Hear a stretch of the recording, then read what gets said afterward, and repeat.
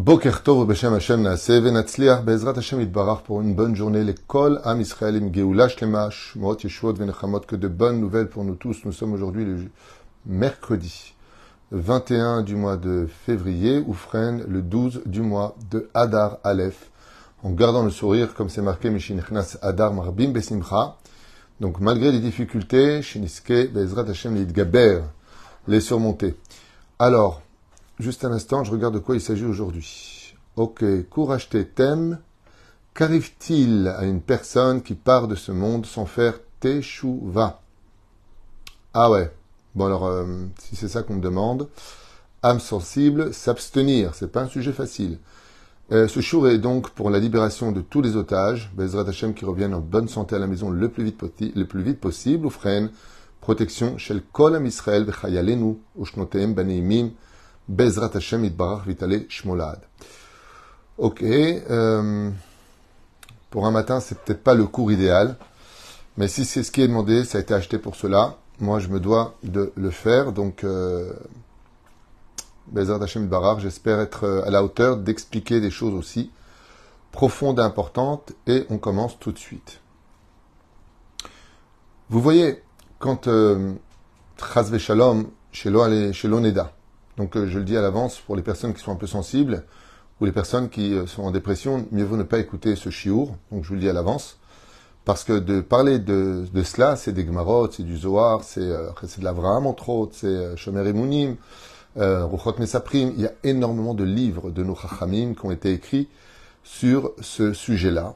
Les Gemarot en parlent, et si on disait à une personne qu'elle serait maudite de toutes les malédictions de ce monde, que ce soit les pires maladies, la plus grande des pauvretés, les plus grandes déceptions de sa vie, ça ne serait rien à côté de la pire chose qui puisse arriver à une personne, je dis bien la pire de toutes les pires choses de ce monde, de mourir sans faire teshuva.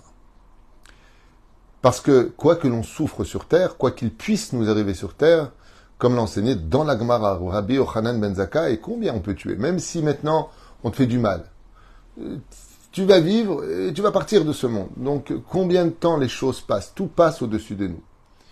Mais par contre, après la mort, on n'est plus dans le temps. On est hors du temps, dans un monde où le temps n'existe pas, n'a pas sa place.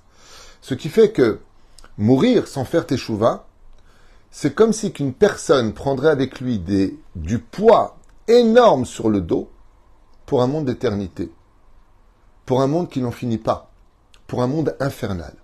Alors, qu'est-ce que ça veut dire exactement et qu'est-ce qui se passe? C'est le sujet qui m'a été demandé en titre. Qu'arrive-t-il à une personne qui part de ce monde sans faire teshuva?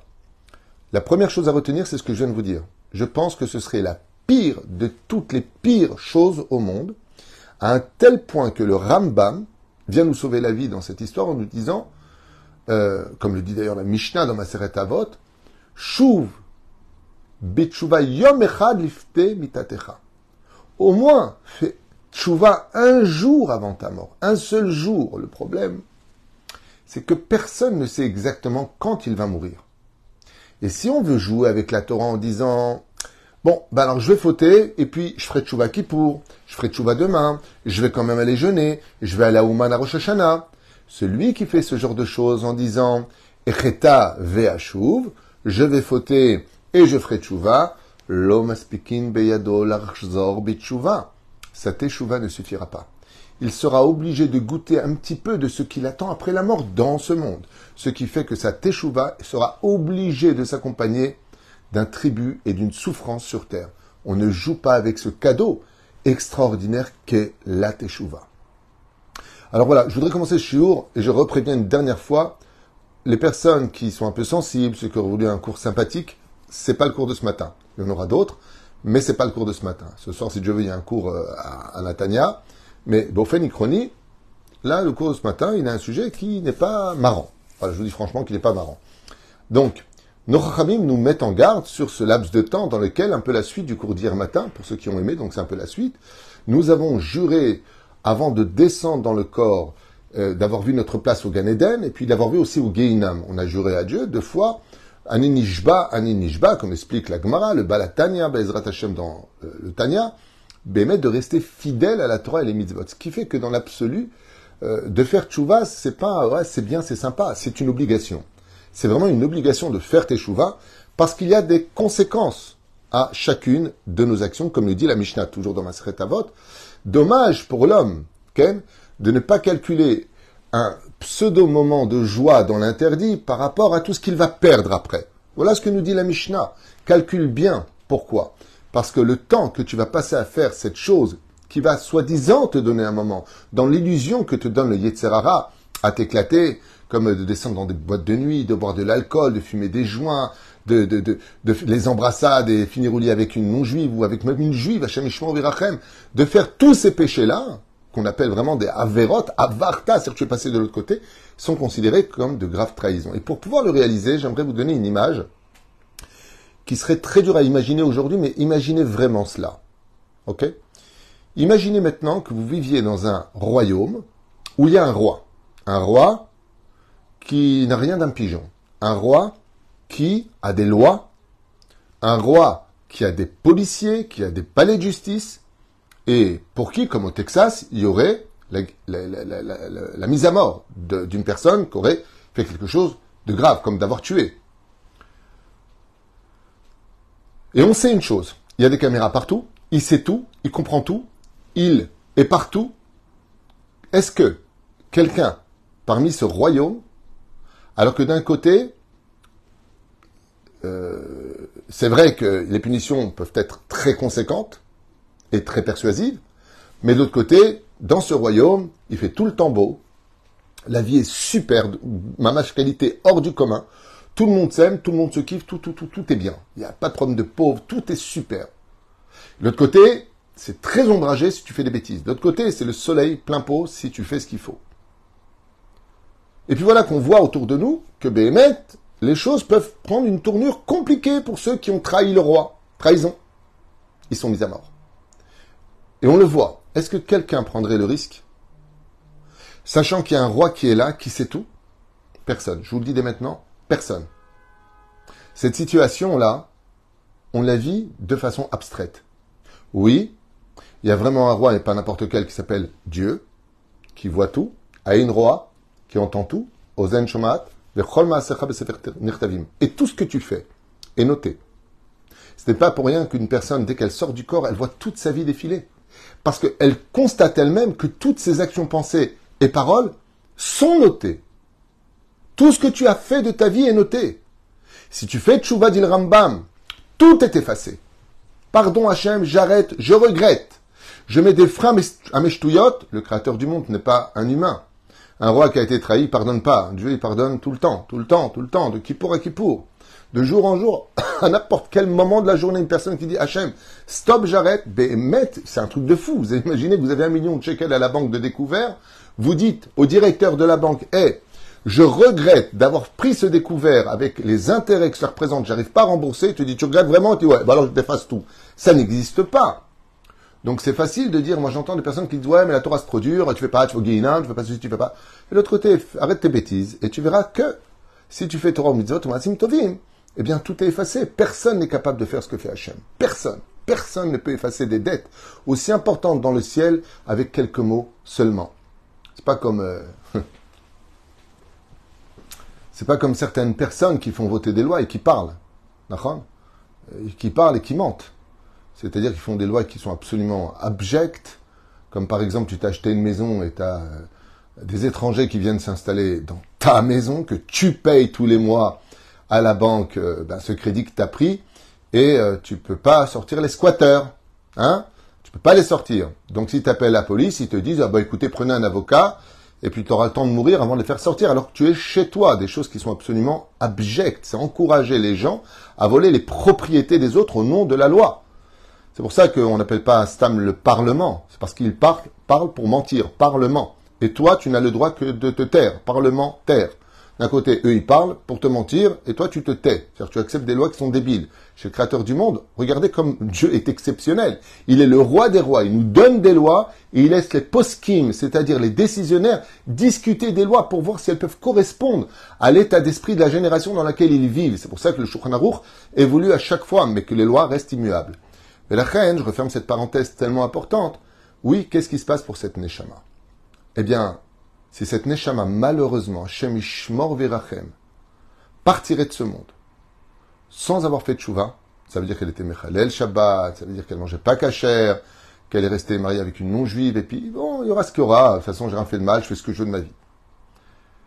Alors, il y a 7 paliers qui l'attendent, selon nos Chachamim. Alors, je ne vais pas vous citer tous les livres, regardez dans Chesed d'Abraham vers la fin, il en parle sur plusieurs pages. Il y a 7 paliers. Le premier palier, c'est la mort elle-même. C'est-à-dire que la finalité, c'est pour ça que Dieu envoie un peu la maladie vers la fin de la vie d'une personne pour l'alléger un peu dans ce monde de ce qu'il attend après. Parce qu'il y a une chose qu'il ne faut pas oublier, et qu'on ne doit jamais oublier, c'est que chez Hachem, rien n'est oublié. Il n'y a pas de « Ah, ça j'ai oublié. Ah, reviens, j'ai oublié de te dire. » Chez Akadosh Baruch Hu, tout est noté à la perfection.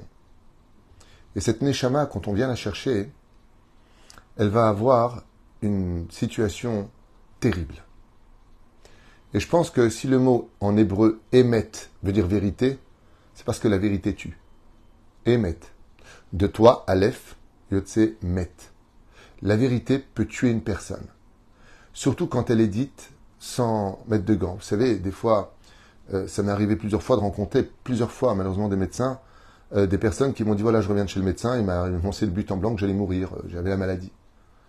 Et je lui dis, Tov, d'abord, c'est pas lui qui fixe qui vivra ou qui mourra. Il m'a dit, oui, mais la façon dont il le dit, écoutez, qu'est-ce que vous voulez que je vous dise, monsieur, profitez bien de votre famille, vous restez pas longtemps.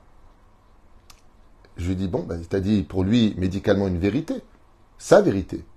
Mais il me dit, mais tu trouves ça normal qu'on te dit, monsieur, profitez bien, je sais pas, explique-moi un petit peu, prends un peu des gants. Ce qui l'a dérangé, hormis le fait de savoir qu'il lui restait peu de temps parce que la maladie s'était propagée, c'est la façon dont on lui a dit. Quoi, de but en blanc, tu m'annonces que je vais crever, c'est bon, comme ça, ça va, ouais, t'as un stylo, au fait, tu vas crever? C'est du même niveau que de demander un stylo à une personne? Prends un peu des gants. Quand vient la mort, il n'y a pas de gants. Quand vient la mort, lo alenu velo alechem. Si une personne meurt sans teshuva, il passe d'un rachat à un tzadik gamour. Pourquoi un tzadik? Parce que le tzadik, il vit la vérité sur terre. Et là, c'est toute la vérité qui hurle devant lui. Dès qu'il sort du corps, et que cette neshama vient le prendre, Chazal, dans la Gemara, nous dit, pas que dans la Gemara, dans le Zohar aussi, à quoi ressemble la mort d'un tzadik? À un cheveu fin que l'on sort d'un verre de lait. À quoi ressemble, il y a beaucoup de secrets dans cette phrase, la mort d'un rachat, un buisson d'épines que l'on sortirait d'une motte de laine. D'une pelote de laine. Vous imaginez un buisson d'épines qui serait à l'intérieur d'une pelote énorme de laine. Quand tu retires le buisson d'épines, qu'est-ce qui se passe? Tu as explosé la pelote de laine. Ainsi est la mort du rachat. C'est-à-dire que Chazal nous dit que les tsarenu araves, malheureusement, donc je répète pour ceux qui viennent de se brancher, cours un peu sensible, celui qui est pas très bien, ne regarde pas ce cours, c'est mieux. Je vous le dis franchement. Mais c'est un cours qui est demandé, donc il est payé pour ça et cet argent servira à payer les avrechim. Mais Bémet, si personne sensible, adif de ne pas écouter parce que c'est le sujet d'aujourd'hui. Donc c'est chasvé shalom, ça veut dire que le corps est foudroyé de l'intérieur. Nous, on voit rien d'extérieur pour bien sûr garder le libre arbitre. Mais la neshama, quand elle sort, elle est foudroyée. C'est-à-dire que, je vais expliquer ça de façon plus claire. Comme il a vécu dans un monde matériel où la neshama était complètement ancrée dans la matérialité, eh bien ça ressemblerait à 2 feuilles qui sont complètement collées avec de la glu et tu viens les séparer. Tu vas déchiqueter l'un ou l'autre. Parce que pour que la neshama s'en aille, il va falloir que la chair, que la situation du corps, eh bien, l'accepte. Mais ils sont collés, ils sont complètement ancrés l'un dans l'autre, tellement il était matérialiste, tellement il manquait de spiritualité. Tandis que la Torah, la Lotner Tamid, comme dit la paracha de cette semaine, la paracha de Tetzavé, la Torah s'est comparée à de l'huile Ha-Neshama. Neshama, c'est Otjot Hashemen. Ouais. Ce qui fait que quand tu deviens spirituel, tu deviens Shomer Shabbat, tu manges kasher, tu fais ce qu'il faut, Shomer Nida et Akol, tu vas ce qu'on appelle inclure d'une certaine façon entre ta Neshama et ton corps quelque chose qui va le rendre plus beau. C'est-à-dire oindre ta Neshama. Ce qui fait que quand maintenant la Neshama elle est ointe d'huile, grâce à ta Torah et à tes mitzvot, quand vient l'ange de la mort, qu'est-ce qu'il y a entre le corps et l'âme? De l'huile. Donc la Neshama glisse tout simplement et s'en va en laissant le corps en paix. Ce qui n'est pas le cas du tout du rachat. Lui, il est tellement matérialiste que sa Neshama et son corps sont collés avec une colle presque impossible à décoller. Et donc cette mort, ne serait-ce que juste l'apparition de l'ange de la mort qui vient le prendre, mais elle est terrible. Elle est terrible. Parce que c'est comme si que Chazve Shalom, on prenait le corps d'une personne qu'on collerait un petit peu, vous savez, la glace, le truc glacé, et on le tire. Il y a une partie de mon corps qui reste collée. La souffrance est vraiment horrible. Mais bien au-dessus de ça. Bien au-dessus de ça. Et c'est pour ça d'ailleurs que dans la Torah, on fait très attention à un corps, une personne décédée, de le garder, de le laver, de le respecter. Parce qu'il ressent tout. Vous savez combien de souffrance ressent la personne décédée à qui on fait une autopsie? C'est pas parce qu'il ne bouge pas qu'il ne ressent pas. Il n'a plus le droit de réagir car l'Neshama n'est plus en lui. La deuxième chose qui intervient, c'est ce qu'on dit d'ailleurs tous les jours dans la prière, nous en tant que juifs, hommes comme femmes. Eloka et Neshama, Torah, Shenata Tabi, Erzar Tabi. Cette Neshama qui est pure, ouais, et que tu me rends, on va la rendre au Créateur du monde. Je vous pose une question un peu bête, à la David Twitou, un peu bête. Chers amis, vous prêtez pour une femme une très belle robe que vous aimez très fort, on vous demande de la prêter. Pourquoi pas? Mitzvah, allez, prête-la. Et puis vous, messieurs, on vous demande de vous prêter, de bien vouloir prêter votre très beau manteau. Un manteau qui coûte très cher et que vous affectionnez particulièrement. Et voilà que la personne à qui vous l'avez prêté, donc pour la robe, elle vous la rend avec des excréments, toute déchirée, crade, immétable. Je vous pose une question simple. Le manteau que vous avez prêté à votre ami, à qui vous voulez, même à votre enfant, il vous le rend dans un état immétable, puant, déchiré, boueux. Je vous demande juste une chose. Soyons francs. Comment vous réagiriez? Comment vous réagiriez? T'as pas honte? Je te prête une robe que j'aime. Je te dis, fais attention à cette robe. Non seulement elle est déchirée de partout, elle est immétable, elle est pleine de boue, pleine d'excréments, et tu me la rends, à la limite, ne me la rends pas. Excuse-toi, ne me montre pas. Eh bien ça, c'est exactement ce que ressent la personne qui meurt quand elle est morte sur Teshuvah. Elle réalise que Dieu lui a prêté une neshama qui était pure, mais d'une beauté hors du commun, et que lui, dans ses petites actions, pensées, paroles et actions, je fais ce que je veux où je veux, et je bois de l'alcool, et je joue au casino, et je touche qui je veux, et je vais. Tu es en train de mettre à chaque fois des taches qui sentent mauvais à l'image des excréments sur ta neshama. Et voilà que tu n'as pas eu le temps de te nettoyer tes morts sans teshuva. La teshuva, c'est une marbetza. C'est une machine à laver qui va te laver de tout ça. D'où l'importance d'aller au mikvé quand on a des clipotes. Quelqu'un m'a posé d'ailleurs une question ce matin. Il m'a dit, je comprends pas, j'ai une fille qui a fait beaucoup de bêtises dans sa vie. Et maintenant, non seulement elle a fait des bêtises dans sa vie, mais j'ai l'impression qu'elle aime la débauche sexuelle. Alors je lui ai dit non, c'est une neshama théora. Si aujourd'hui elle regarde peut-être des sites interdits ou qu'elle parle avec des hommes pour faire des bêtises, c'est pas parce qu'elle a en elle cette débauche sexuelle, c'est parce que les bêtises qu'elle a fait avant sont des clipotes maintenant qui sont déposées sur elle et qui l'emmènent vers cette addiction à la sexualité. Et c'est pour ça que c'est extrêmement grave, parce que Avera, goreret Avera. L'Avera, c'est un aimant. Le péché, c'est un aimant qui t'emmène là où il y en a d'autres. Donc, tu es attiré. Et qu'est-ce qui t'emmène le plus vite possible? Bien sûr, l'ennui de la vie. Parce que tu n'as pas d'adrénaline, parce que tu n'as pas encore rencontré quelqu'un qui te fait vibrer. Alors, tu vas aller chercher cette vibration ailleurs et tu te laisses emporter par le bout du nez vers des mondes ténébreux dans lesquels, en fin de compte, tu n'auras servi que de mouchoir pour tout celui qui t'aura trouvé sur ton chemin.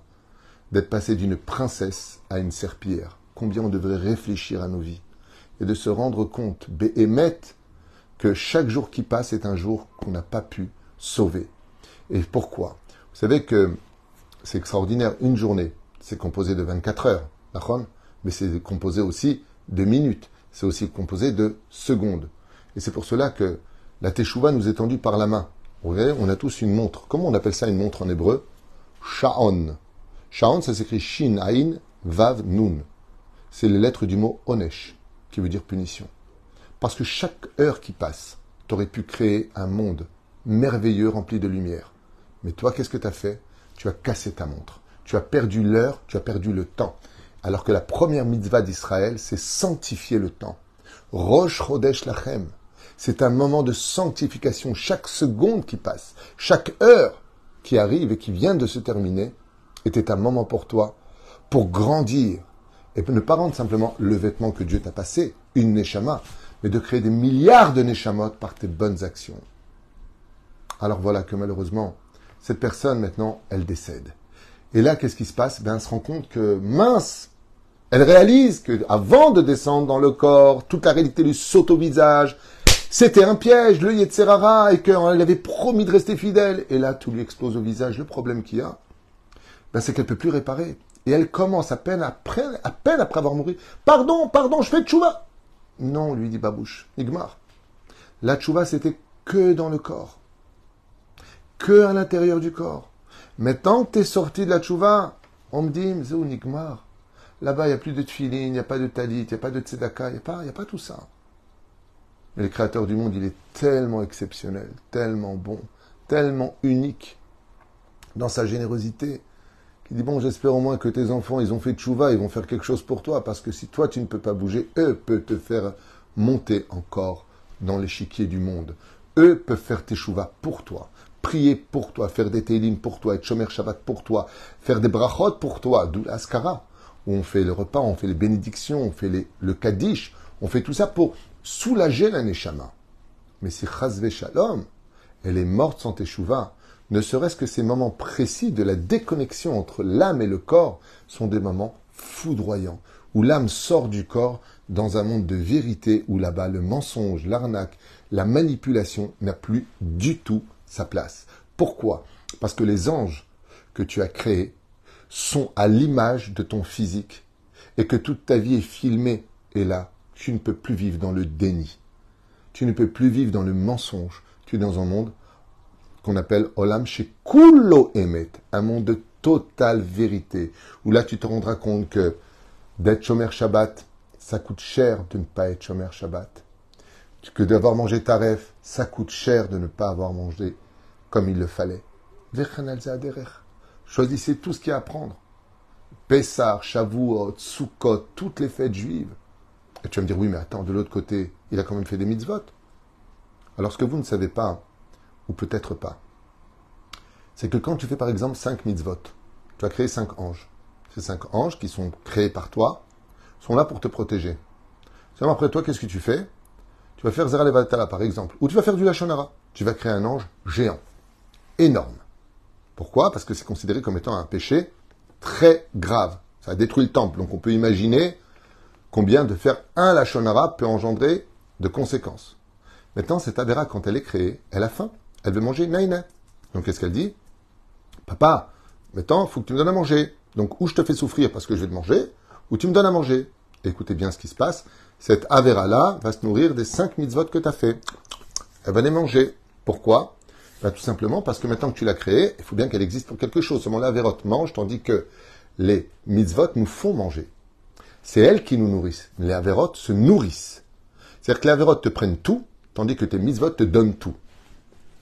À beaucoup réfléchir à ça, parce qu'on est beaucoup plus gagnant dans le monde des mitzvot que dans le monde des Averot. Regardez toutes ces grandes sadikim comme le Rabbi Lubavitch, le Rav Shach, le Rav Ovadia Yosef, tous, le Rav Kanevski, tous ces gdolim que vous avez vous-même, que le Baba Salé, tous ces gdolés Israël, ils ont fait que des choses extraordinaires dans lui, que des mitzvot. Ils avaient la gloire, leur nom ne sera jamais oublié, ils sont aimés des hommes et de Dieu, ils sont un souvenir qui ne quittera jamais, jamais, jamais notre esprit. Ils sont les protecteurs du peuple d'Israël. On va sur leur tombeau jusqu'à aujourd'hui, comme Rabbi Moshe et Derizatzal. Tandis que les Réchaïm, qui va les voir? Qui après 20 ans, 10 ans se rappelle d'eux? Ils sont dans l'oubli. Et ils hurlent. Je n'ai plus de nom. Je ne suis plus personne. Tout ça pourquoi? Parce que je me suis oublié pour des pseudo-moments de joie, en condamnant des moments significatifs dans un monde d'éternité. Alors cette Neshama, on rentre maintenant encore plus profondément dans le problème, c'est que quand elle arrive, elle ne peut plus nier, et là, il va falloir, comme le dit le Zohar Kadosh, les anges blancs qui sont devant elle chantent en son honneur, et là il pleure. Il dit quoi? Parce que j'ai fait quelques actions où je chantais en mon honneur, mais quel honneur! Et dès qu'il se retourne, qu'est-ce qu'il voit derrière lui? Il voit une horte d'anges, de démons si vous préférez, qui correspondront à ces mauvaises actions qui sont de couleur très sombre, mais qui lui ressemblent comme deux gouttes d'eau. Et eux, par contre, ils lui disent, maintenant, toi, tu vas nous donner à manger, ça veut dire que tu vas le payer. Cette Neshama arrive. Devant qui elle arrive? Alors, j'ai lu plusieurs déotes dans ce domaine. Si c'est une personne très méritante, ce qui n'est pas le sujet d'aujourd'hui, elle arrive devant Dieu lui-même. Si c'est une personne qui est bénonie, c'est-à-dire qui a aussi bien des péchés que du mérite, elle arrive devant les tzadikim de sa génération, car on ne peut pas juger une personne si on n'était pas à sa place. Ce qui fait que la personne qui arrive devant les tzadikim de sa génération. Comme aujourd'hui, par exemple. Ouais, mais bon, moi j'avais le portable, je me suis laissé emporter, j'ai vécu dans une période très spéciale. Oui, mais enfin bon, le Rav Avodia aussi, il a vécu cette époque, le Rav Kanievski, le Rav Shteman. Tu risques d'arriver devant eux. Tu vas pas arriver devant le Chafetz Chaim, tu vas arriver devant eux, parce qu'eux, ils ont vécu ton époque. Ils vont te dire, bah, moi aussi j'ai vécu ton époque, moi aussi j'ai vécu l'époque des écrans plats, des voitures qui vont super vite. Ce qui fait que là, tu es un peu bloqué, parce que les tzadikim de ta génération sont eux-mêmes qui se tiendront pour te juger. Et là, tu peux pas leur dire, ouais, mais regardez l'époque où j'ai vécu, ils en viennent eux-mêmes. Donc pourquoi ils ont réussi et toi, tu n'as pas réussi? Parce qu'eux l'ont voulu et toi, tu n'as pas voulu. On t'a pas demandé d'être eux, mais tu aurais pu être toi. Et c'est là qu'est tout le problème, le jour du jugement d'une personne. On ne te demandera pas pourquoi tu n'as pas été Maran Arav Obadia Yosef. Jamais de la vie. Jamais. On te demandera pourquoi tu n'as pas été toi-même. Le vrai toi avec ta neshama de juif intérieur. Ah, j'avais pas la force, j'avais pas... Mais c'est ça le combat babouche. C'est comme le mec qui monte pour se battre sur le ring et il dit, ouais, mais moi j'ai pas envie. Alors fallait pas faire de boxe. Des pérouches d'abord. T'es venu pour te battre. Ah, t'es venu dans ce monde pour cela. Et donc cette neshama-là va se retrouver dans une situation très compliquée. Non seulement les parents seront présents le jour du jugement parce que l'éducation a joué un rôle prépondérant sur sa façon de se comporter, donc les parents vont donner des comptes, aussi par rapport aux accusations de l'enfant qui aujourd'hui a 80 ans et qui vient de mourir. Et puis voilà, que là par contre, si Chas vechalil avechas, il est mort sans teshuva, il n'aura de repos ni le jour de la semaine, ni le jour de Shabbat. Mais tout cela va correspondre à une situation qui le concerne. Alors je voudrais expliquer ce que j'ai lu. Je ne sais pas si c'est intelligent de le faire, mais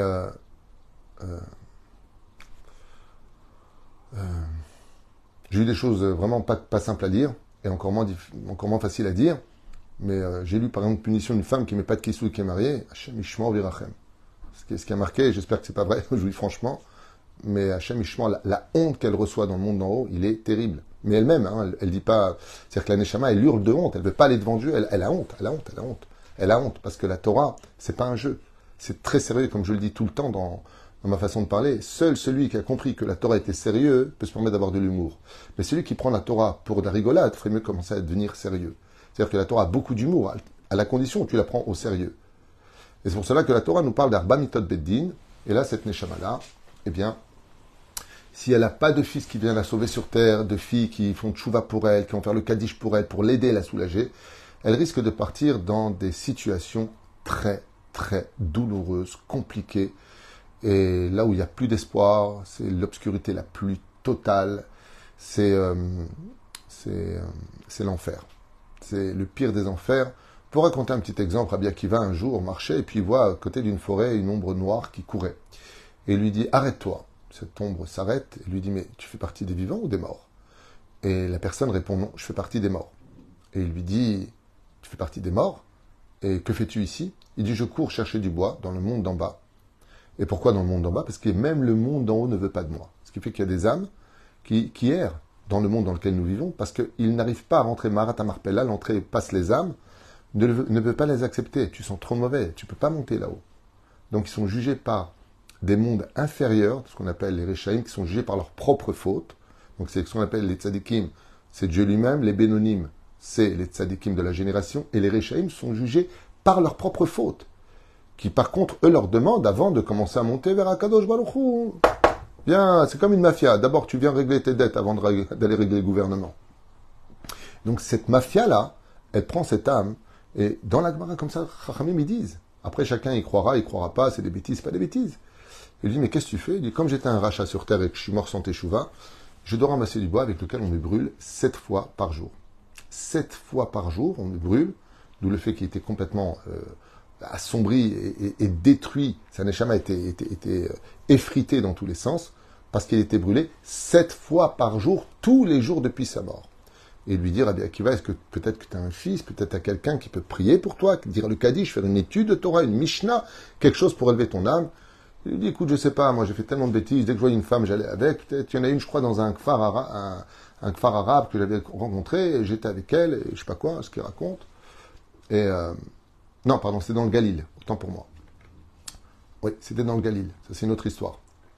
Et il lui dit, voilà. Donc Rabbi Akiva va là-bas, effectivement, il avait mis cette femme enceinte, c'était un voyou qui était à l'image de son père, Rabbi Akiva va jeûner 40 jours pour qu'il fasse teshuva, et il va faire teshuva tellement il avait de clipotes en lui, et il va lui faire après de lui, il va faire de lui son élève, et le premier kaddish qu'il va prononcer pour la première fois de sa vie, son fils pour son père, eh bien, cette même nuit, le père vient voir Rabbi Akiva en lui disant, des habits blancs dans une lumière énorme, grâce au kaddish de mon fils, je suis sorti de l'enfer pour monter au Gan Eden. Donc même dans l'absolu, quand une personne meurt sans faire teshuva, le Créateur du monde, il a toujours une rallonge, tellement il est généreux, tellement il a... C'est comme les banquiers à qui tu dois de l'argent, au lieu de te serrer dans tous les sens du terme et de te prendre ta maison, et tu dis, regarde, je vais te donner un conseil, il y a aussi ça et ça que tu peux faire, il y a aussi ça et ça que tu peux faire pour éviter qu'on te prenne ta maison, pour éviter... Ça n'existe pas, ça. Le banquier, il n'a rien à faire de ta vie, tu as pris un crédit, tu n'arrives pas à rembourser babouche, en mala saute, il y a les ribiotes qui vont avec, il y a les intérêts qui vont avec et tu payes. Et cette neshama-là pourra, d'une certaine façon, retrouver son repos. Si elle n'était pas Shomeret Shabbat, le Zohar Kadosh nous dit, pas David Twitou, le Zohar Kadosh, qu'il n'a de repos ni la semaine ni le Shabbat. Toute la semaine, il est dans un enfer de flammes incommensurables qui vont bien au-delà de toute imagination.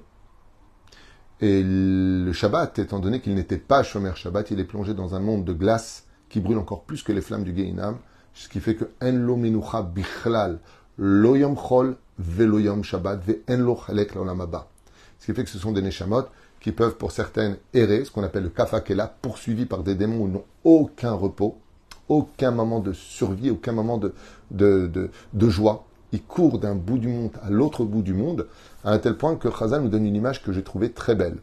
Il dit une personne qui, pour lui, dans sa vie, c'était le petit croissant le matin, la cigarette, le café, enfin, que du monde matériel. Après, c'était le shesh-besh, il va jouer à des jeux. Il fait tout sauf la Torah. Ouais. Ben, quand il meurt et qu'il part de ce monde, il continue à rechercher les mêmes choses au dehors du corps, ce qui fait que ça représente pour lui un enfer, parce que il peut pas fumer, il peut pas jouer, il peut rien faire. Donc il regarde les autres, il erre comme ça dans le monde dans lequel on vit, dans l'atmosphère, et il regarde les gens perdus dans un monde d'éternité dans lequel il ne peut pas s'élever. Et cette souffrance est horrible. Pourquoi? Parce qu'il a toujours envie de fumer, mais il peut pas. Il a envie de jouer, mais il peut pas. C'est-à-dire qu'il a pris avec lui, en fin de compte, tout ce qu'il a engendré sur Terre. Quand tu l'emmènes de l'autre côté, ben ça sert à rien. Parce que de l'autre côté, il n'y a pas tout ça. Et il n'est pas bien. Pourquoi il n'est pas bien? Parce qu'il voit qu'en haut, il y a une lumière, mais elle lui est interdite. Donc il erre. Ça, c'est un cas qui est très léger. Il y a les autres qui sont poursuivis par leurs propres démons. Ce qui fait qu'ils passent leur temps à faire le tour de la Terre, d'un pays à un pays, d'un pays à un pays, et ils se font frapper, refrapper. El lahem menucha. Ils n'ont pas de shalom. Alav a shalom. En lahem shalom. Shneema, comme c'est marqué, en shalom la rechaim. Il n'y a pas de paix pour les rechaim. Hashem ishmon verachem. Et là, il existe encore un autre cas, la réincarnation. Prenons le cas d'une personne qui pensait que dans la vie, il ne faut pas s'en faire, il faut du caractère, je fais ce que je veux, le roi j'en ai rien à treuf, je n'ai rien demandé à Dieu, je n'ai pas demandé d'être né, encore moins juif. Je vis ma vie. Très bien, un baya. N-B-A-Y-A. Et la personne avait l'habitude de prendre des pommes, il adorait les pommes, et il mange sa pomme. Pas de problème, mange-la ta pomme. La brioche, au contraire, Dieu ne veut pas que tu souffres, il veut que tu manges. La brioche. C'est pour ça qu'il t'a créé des dents, l'œsophage, l'estomac, trier à l'intérieur, tout ça c'est gratuit. Imagine, tu devais payer ton foie ou tes reins pour trier ce que tu gardes ou ce que tu gardes pas. Dieu t'a tout fait gratuit. Ne l'oublie pas. Tout est gratuit chez Dieu. C'est juste pour ton bien. Et maintenant, la personne, elle décède. Alors là, je vous fais part de quelque chose que j'avais lu, qui était très mignon. Fous les boules, mais c'est mignon. C'est que une personne qui aurait mangé dans ce monde, par exemple, sans bénédiction, le créateur du monde, ben, il s'occupe pas de lui d'abord, parce on a dit que c'était les tzadikim, et les tzadikim de sa génération lui disent tiens, mange. Et qu'est-ce qu'il voit? Il voit des charbons brûlants. Et la neshama, maintenant, c'est spirituel tout ça, bien sûr. Elle dit mais on peut pas manger ça, ça se mange pas. Pourquoi ça se mange pas? Dans le monde dans lequel on vit, tu peux les manger. Vas-y, essaye. Il dit non, ça va me faire mal. On a les sensibles. Et là, Neshama n'a plus qu'un seul argument. Je ne peux pas manger parce que je ne peux pas faire de bénédiction dessus. On ne fait pas de bénédiction sur du charbon brûlant. Et là, on lui dit, fais comme tu avais fait sur terre, fais comme d'habitude. Est-ce que tu faisais la bracha là-bas? Alors maintenant, tu fais la même chose. Mida keneged mida, lobatla. Tout comme tu avais l'habitude de le faire, ainsi tu le fais aujourd'hui. Ne t'inquiète pas. Continue à faire ce que tu faisais. Mais le pire, c'est pas ça. C'est que cette personne, maintenant, va crier pour se réparer. Hachem, laisse-moi une chance. Et là, on est réincarné. Et voilà que cette Neshama descend. Et elle arrive dans une famille, mais c'est pas du hasard. Dans quelle famille elle arrive?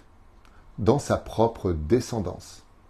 Elle va être le petit-fils de ce qu'il aurait été s'il était encore vivant sur Terre. Un enfant vient de naître chez sa petite belle-fille. Et cet enfant, c'est lui. Et voilà que il va grandir. On veut lui apprendre ou pas la Torah. Mais comme le grand-père, il avait dit que la Torah c'était des bêtises, qu'il ne faut pas être fanatique, il ne faut pas être ceci, il ne faut pas être cela. Alors c'est une famille qui n'est pas Shomer Mitzvot, qui n'est pas Shomer Shabbat. Et voilà qu'une étincelle de lui-même maintenant redescend aussi du ciel. Et elle va se réincarner où? Dans une pomme. Maintenant lui, quand il descend dans cette pomme, et qu'il voit cet enfant, qui est une autre partie de lui qu'on appelle Nefesh Ruach, regardez le cours d'hier, dans la pomme prisonnier où il souffre énormément, il dit « Fais la bénédiction, je t'en supplie, fais la bénédiction !» Et voilà que lui-même maintenant, cet enfant prend cette pomme de 8 ans, 10 ans, et il croque dedans. Et vous savez ce qui se passe quand on mange? Ça finit aux toilettes, en grande partie. Ce qui fait que quand il va croquer, lui à l'intérieur, je t'en supplie, fais la bracha, libère-moi, ta bénédiction va me libérer, me faire monter vers un monde de réparation où je peux enfin me reposer. Et quand il remonte, il porte plainte contre cet enfant. Et là, le créateur du monde lui dit, si tu avais emmené tes enfants au Talmud Torah, si tu leur avais appris la Torah, c'était pas compliqué. T'aurais été réincarné dans ce fruit, mais ta descendance aurait fait la bénédiction dessus, t'aurais été libéré. Mais comme non seulement tu n'as pas fait de tchouva, mais tu t'es même pas inquiété pour la transmission de la Torah. Mais dit Bartabam, le père enseigne à son fils et à son petit-fils. Même ça, tu n'en avais rien à faire. Donc, tu viens récolter uniquement ce que toi-même tu as semé. Et ainsi donc, la Neshama se retrouve enfermée dans des mondes d'enfer où elle retourne dans un rouage qui ne correspondra qu'à ce qu'il a créé sur terre. Olech les bêtes olamo. Le monde que tu t'es créé, c'est le monde dans lequel tu te projetteras. Ce que tu as semé, c'est ce que tu récolteras. Tu as fait Torah, mitzvot et bonne action. Tu as étudié la Torah. Tu as prié, tu as fait ce qu'il fallait faire. Regardez, j'ai déjà des poils blancs, je vais fêter mes 57 ans. J'ai une excellente mémoire de mes années précédentes. Je me rappelle de moi à l'âge de 3 ans, même à l'âge de 2 ans. J'ai des souvenirs dans ma tête. Et je me rappelle qu'à l'âge de 13 ans, je m'étais dit, waouh, un jour j'aurai 50 ans. Je vais fêter mes 57 ans. C'est passé. Et demain j'aurai 80, si Dieu veut, et peut-être 100, je ne sais pas, mais le temps passe à une vitesse hors du commun. Et qu'est-ce qui nous reste de tous ces souvenirs, de toutes les fautes qu'on a fait? Rien. Alors cette Neshama-là, elle a un corps que peu de gens vont voir, parce qu'il ne manque pas à grand monde, parce que c'était un rachat, à part vraiment ceux qui étaient très proches de lui, sa propre famille, qui au bout de quelques mois, ou peut-être quelques années seulement, vont l'oublier. Ce qui fait que son corps pourri dans la tombe, oublié de tous. Il n'y a pas de Ascara pour lui. Personne ne se rappelle de lui. Au contraire, il a même fait un peu de bonheur depuis son départ à toutes les personnes de qui il disait du mal ou qui n'intéressaient pas. Oublié un peu comme un sac poubelle, sans vexer personne. Mais le pire, c'est que la vie continue après la mort et que il peut descendre dans des endroits terribles, être poursuivi dans le kafakela, se réincarner sans fin, sans fin, sans fin, jusqu'à tout réparer. À moins que ceux qui sont encore sur terre prennent sur eux de le réparer. Je préfère m'arrêter là parce que si vous vouliez un cours qui parle exactement de ce qui a marqué, je vous promets que vous ne dormirez pas.